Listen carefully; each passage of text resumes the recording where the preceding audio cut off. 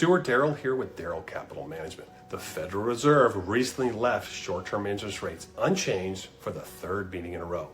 While this rate tightening cycle is likely coming to an end, the Fed has still raised interest rates by more than 5% since March 2022.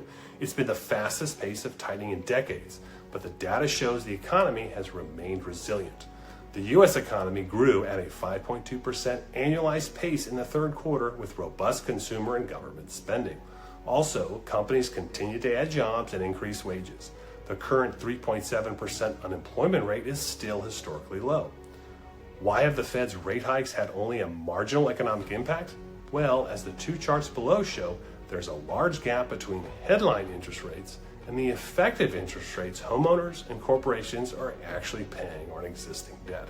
Figure 1 shows the average 30-year fixed-rate mortgage was 7.62% at the end of September. However, the effective interest rate on all existing mortgage debt was only 3.74%, nearly 4% below the headline mortgage rate.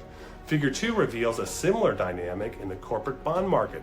The yield to maturity of the ICE Bank of America High Yield Bond Index sits at 8.4%, a proxy for what new high-yield borrowers pay. However, the average coupon on the bond within the index, which more accurately reflects borrowers' actual interest rate, is only 6.1%, more than 2% below the current high-yield borrowing rate. The two charts help illustrate the Fed's limited impact on the economy thus far. During the pandemic, many homeowners and companies took out fixed, low-interest rate loans. While interest rates have increased significantly over the last 20 months, these borrowers' monthly payments are unchanged, which means their financial situations and spending habits are mostly unchanged too. The gap between the headline interest rates and the effective interest rates on existing debt has shielded the economy from the immediate impact of the Fed's rate hikes. Will the Fed pull off a fabled soft landing, or will elevated interest rates eventually hamstring the economy? Stay tuned to find out. If you'd like additional guidance or insight, read the blog below or schedule a call. Until next time.